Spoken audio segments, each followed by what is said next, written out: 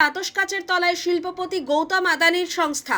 Donald Trump প্রশাসনের নিষেধাজ্ঞা উপেক্ষা করে ইরান থেকেই তরল পেট্রোলিয়াম গ্যাস ভারতে আমদানি করে থাকতে পারে আদানি গোষ্ঠী।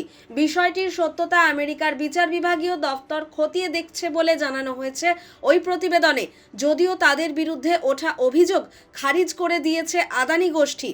দ্বিতীয়বার হোয়াইট হাউসে প্রবেশ করার পর ট্রাম্প ইরানের উপর একাধিক নিষেধাজ্ঞা আরোপ করেন। সেগুলির মধ্যে হলো একটি, ইরান থেকে তেল কিংবা পেট্রোকেমিক্যাল পণ্য কেনার ক্ষেত্রে বিধিনিষেধ আরোপ। হোয়াইট হাউসের তরফে বলা হয়, কোনো দেশ ইরান থেকে এই পণ্যগুলি কিনলে সংশ্লিষ্ট দেশ আমেরিকার নিষেধাজ্ঞার মুখে পড়তে পারে। প্রতিবেদনে বিষয়টি সম্পর্কে অবহিত একাধিক সূত্রকে উদ্ধৃত করে জানানো হয়েছে, এই নিষেধাজ্ঞা উপেক্ষা করেই পারস্য উপসাগর দিয়ে এলপিজি নিয়ে জাহাজ আসছে গুজরাতের মুন্দ্রা বন্দরে। অভিযোগ প্রসঙ্গে মুখ খুলেছে আদানি গোষ্ঠী। তাদের মুখপাত্র বলেন, নিষেধাজ্ঞা উপেক্ষা করার অভিযোগ আমরা খারিজ করে দিচ্ছি।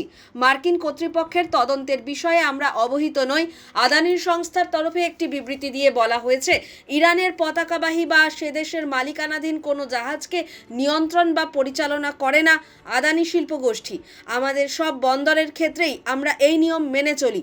শিল্প গোষ্ঠীটির দাবি, তাদের সুনাম নষ্ট করতেই এই ধরনের প্রতিবেদন প্রকাশ করা হচ্ছে।